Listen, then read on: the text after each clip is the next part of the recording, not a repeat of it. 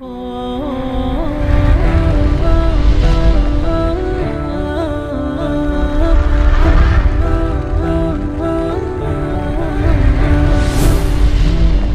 Mansa-Musa, the richest man to have ever lived. When asked about rich people, you probably think of Bill Gates, Rockefeller, Warren Buffett, Carlos Slim, or the Rothschild family. But according to historians, the richest man to have ever lived was an Islamic Malian king named Mansa-Musa.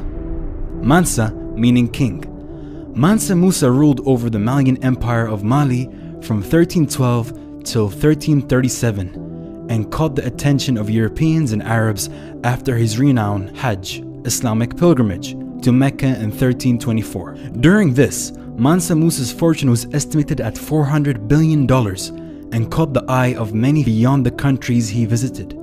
He was not afraid to give zakat to the poor and build houses and mosques on his way to Mecca. The then Malian Empire contained countries such as Mauritania, Senegal, Gambia, Guinea, Burkina Faso, Mali, Niger, Nigeria, and Chad. This enormous empire stretched up to 2,000 miles from the Atlantic Ocean in the west to Lake Chad to the east of its borders. As a devoted Muslim, Mansa-Musa prepared his pilgrimage soon after he took his position from Abu Bakr in 1312. During these preparations, which took years, Mansa-Musa used the knowledge and resources from his rich land. Through Malian scholars who helped plan the pilgrimage, finally, in 1324, he took up to 1,000 servants, some say 60,000 with him.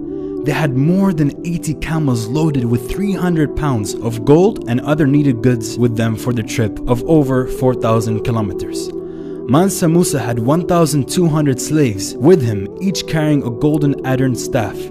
During his voyage, he stopped in the Egyptian cities, Alexandria and Cairo, where he attracted the Arabs and Europeans' interest. Due to his act of kindness, it is said that he gave away most of his gold to whom he met, especially to the poor on the streets of Cairo and Alexandria. But he also helped building mosques each Friday on his way to Mecca. His act of kindness was felt years later in Egypt. Soon, Mansa-Musa was a known man in the Arab world and in Europe. There have been tales from the Italian merchants and Egyptians about the sub-Saharan African Muslim king who was loaded with gold. This earned Mansa-Musa a spot on the maps drawn by Arabs and Europeans. One of these maps were the Italian map.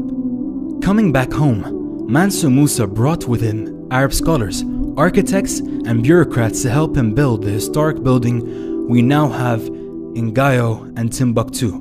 Timbuktu became a famous scholarly, cultural, and flourishing trade city in these years, a city to which people from Europe, Asia, and Northern Africa came to learn, trade, and live. The legacy of these Arab Andalusian architects consists of a few masterpieces like the Jinguerbir Mosque, which is a part of the University of Timbuktu. It contains the Masjid of Sidi Yahya and Sankour. Other notable buildings are the Palace of Maragu and the University/Masjid of Gao. As the amount of madaras and libraries grew together with the Islamic knowledge, at the same time, Islamic leaders and kingdoms increased the exchange of commerce, scholars, and poets. This made Timbuktu the center of Islamic studies and trade in sub-Saharan Africa. After Mansa-Musa's death in 1337, his son Maghan I became Mansa. But his rule did not last as long. Attacks from Morocco and the kingdom of Songhai soon meant the downfall of this great Islamic kingdom.